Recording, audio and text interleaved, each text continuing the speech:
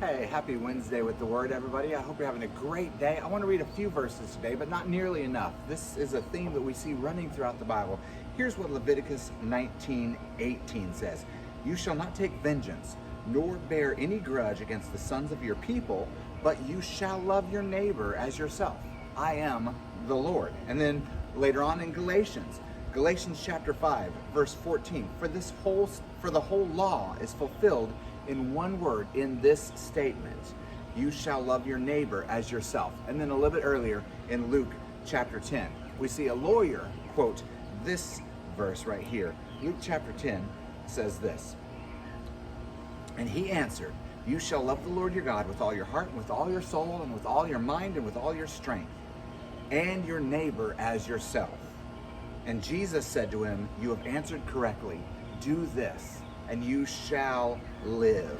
In fact, right there in Luke chapter 10, it's that quoting of that verse, of that idea, that prompts Jesus to tell us the story of the Good Samaritan. We know how that worked, right? So over and over and over again, we see in the Bible that we're supposed to love our neighbor.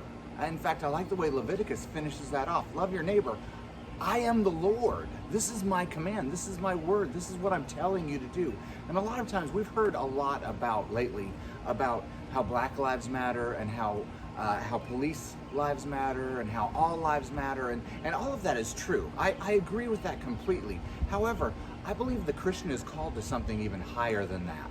Not just simply to saying that those things matter, but instead to taking on the responsibility of those things. You see, what we're actually meant to do is we're meant to say that these lives matter to God, and therefore they're going to be valued by us. It's not that they matter, it's that they're valuable, they're important.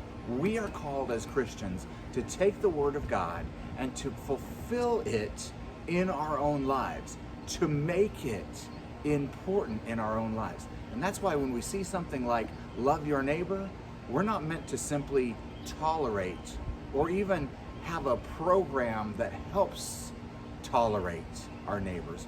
We're supposed to value them because they're valuable to God. Those lives, they matter to Jesus. That's why he created, and he didn't make a mistake in that creation. And if they matter to Jesus, then what are we called to do with them? That's your challenge for your Wednesday with the Word day today.